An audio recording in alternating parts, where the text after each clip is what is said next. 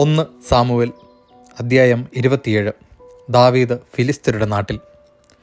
ദാവീദ് ചിന്തിച്ചു, ഞാനൊരു ദിവസം സാവൂളിൻ്റെ കൈകൊണ്ട് മരിക്കേണ്ടി വരും.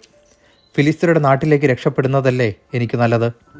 അപ്പോൾ സാവൂൾ ഇസ്രായേൽ അതിർത്തികളിൽ എന്നെ അന്വേഷിക്കുന്നത് മതിയാകും. ഞാൻ അവൻ്റെ കയ്യിൽ നിന്ന് രക്ഷപ്പെടുകയും ചെയ്യും.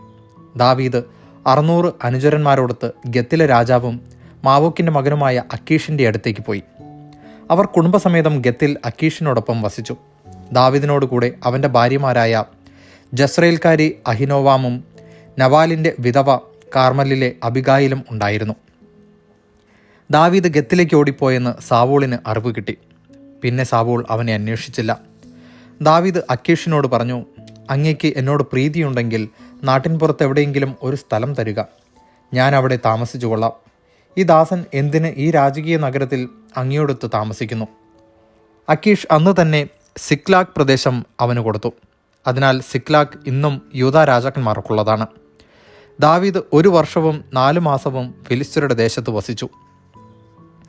തേലാം മുതൽ ഈജിപ്തിലേക്കുള്ള വഴിയിൽ ഷൂർ വരെയുള്ള പ്രദേശത്ത് വസിച്ചിരുന്ന ഗഷൂര്യരെയും ഗിർസ്യരെയും അമലേക്കിരെയും അവൻ അനുയായികളോടൊത്ത് ആക്രമിച്ചു.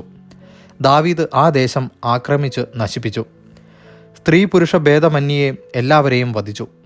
ആടുമാടുകൾ, കഴുതകൾ, ഒട്ടകങ്ങൾ, വസ്ത്രങ്ങൾ എന്നിവ അപഹരിച്ച് അക്കീഷിൻ്റെ അടുക്കൽ മടങ്ങി വന്നു.